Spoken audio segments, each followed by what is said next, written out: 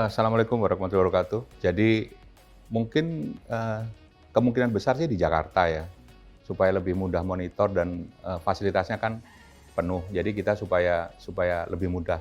Jadi kemarin kan sudah mulai bulan Februari, semua saya tarik di Jakarta, agar apa yang kita harapkan lebih mudah monitornya, juga lebih, bisa diprediksi. Kan di sini lengkap, ada lapangan, ada mes, ada hotel, juga ada fasilitas yang lain. Itu aja sih. Turnamen sebenarnya kita, sebenarnya pre-season sih, teman-teman sendiri. Jadi ada Padang, ada Batavia, kemarin ada Sriwijaya sebenarnya kita ajak, lalu ada Cilacap. Jadi sambil sambil mereka mempersiapkan tim juga kita adakan turnamen. Ada beberapa TV yang mau ambil. Jadi alangkah baiknya kalau kita sambil, pemanasan, tapi kita juga adakan turnamen internal tanpa penonton juga tanpa tiket gitu. Idealnya sih 2 minggu sebelum acara, gitu. Kalau umpamanya 2 minggu sebelum acara selesai, siap, ya kita siapin, gitu.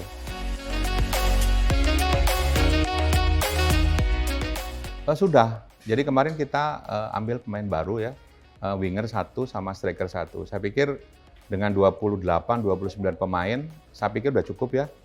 Karena apa yang dibutuhkan oleh coach untuk persiapan kompetisi 2021 sudah tersiapkan. Saya pikir gini ya, kita butuhkan sebagian besar kita kan pemain-pemain muda. Kita juga, butuh stabilisasi bahwa ada pemain muda, ada pemain senior.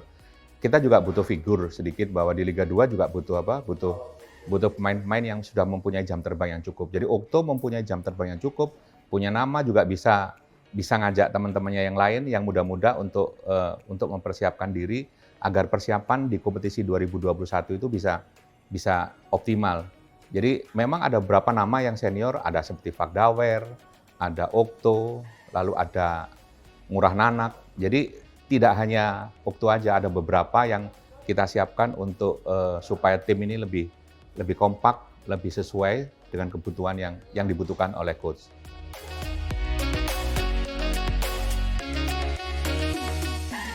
Sampai saat ini sih belum ada sama sekali ya. Sampai saat ini informasi aja belum. Jadi kita berharap sih kepastian itu harus sudah kita dapatkan minimal 1 bulan sebelum dilakukan kick off. Jadi kalau terlalu mepet kasihan juga. Karena tim kita kan di luar Jawa. Jadi sangat sulit sekali kalau informasi dari ILIB-nya terlalu mendesak sekali gitu.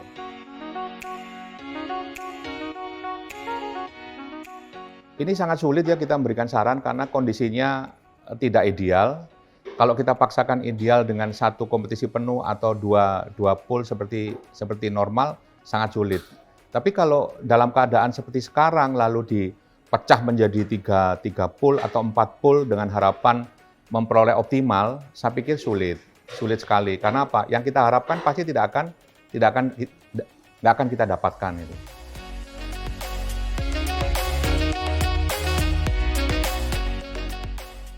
Sebenarnya setiap saya pegang klub pasti prosesnya, manajemennya kan nggak short term. Jadi ada long term progress, ada medium term progress, ada short term ya. Kalau kita ini memang dari awal sudah kita siapkan untuk jangka panjang. Jadi apa yang kita lakukan sekarang itu merupakan buah yang ada di persiapan tahun 2019, 2020. Jadi dalam keadaan sulit ini memang ya kita udah siapkan. Jadi biarpun sulit, seperti sponsor kita udah dapat tahun 2019, 2020. Lalu pemain juga sebagian besar 2019, 2020. Jadi relatif sulit ya, tapi semua kan terprogram. Makanya seperti saya pegang Persija dulu ya, seperti pegang Bayangkara. Semua ini prosesnya seperti kita ngelola perusahaan, bukan ngelola klub. Jadi program jangka pendek, jangka menengah, jangka panjang pasti ada. Lalu kalau force major seperti ini dalam keadaan crowded seperti ini pasti juga ada plan A, plan B, plan C. Jadi alhamdulillah sampai saat ini sih kita relatif tidak masalah. Semoga ke depan juga pandemi makin turun, kompetisi jalan, bisnis jalan, sponsor masuk.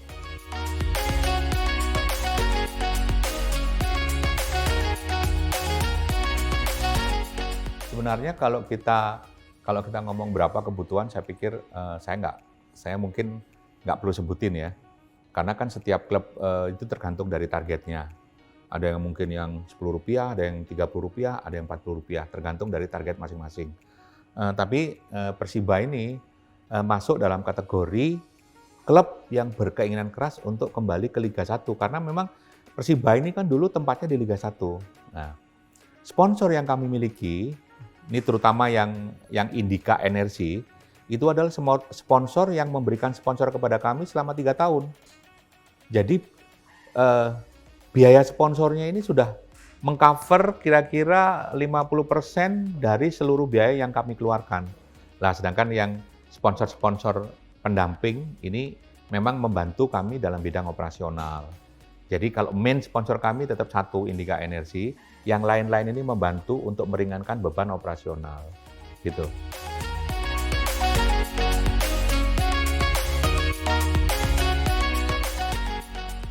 Sebenarnya kalau menurut saya itu bagus sekali iklimnya.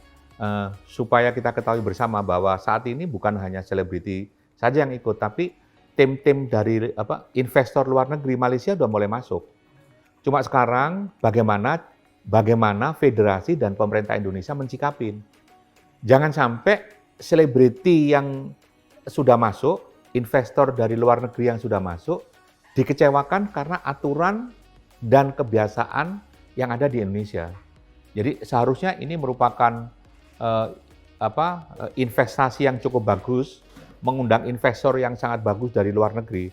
Tapi kalau ternyata tidak bisa disikapi dengan bagus oleh federasi, oleh operator, oleh pemerintah Republik Indonesia, kasihan. Orang yang ingin membantu perkembangan persepak bolaan Indonesia malah kita buat kecewa. Tapi hadirnya mereka, investor asing sama selebriti ini sangat menggairahkan, sangat bagus agar heterogen, ownership dari klub-klub ini heterogen. Ada yang militer, ada yang polisi, ada yang pengusaha, ada yang selebriti. Ini sangat heterogen. Jadi bagi saya itu sangat bagus.